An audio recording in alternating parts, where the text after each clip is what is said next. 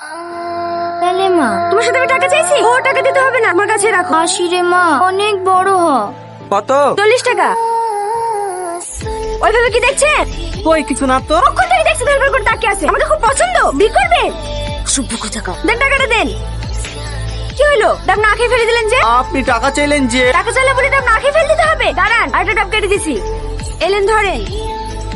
80 টাকা যে? দুটো ডাব নিলাম যে। দুটো ডাব খেয়েছেন নাকি? এলেন ধরেন। কিরে, ইন্টারভিউ কেমন হলো? আর ইন্টারভিউ সবই টাকার খেলা। এই যুগে ঘুষ ছাড়া চাকরি পাওয়া আর সাইকেল চড়ে চাঁদে যাও দুই সমান। লেলার মন খারাপ করিসনি, আপনি চাকরি হবে। এদালে ধর।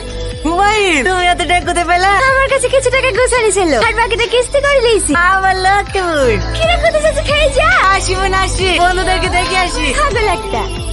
আসেন আসেন, এই বাড়িটা এই রীতি হে দাই ভদ্র মহিলা তোর খোঁজ কাজ ছিল, কি বলবি? কি ব্যাপার আপনি?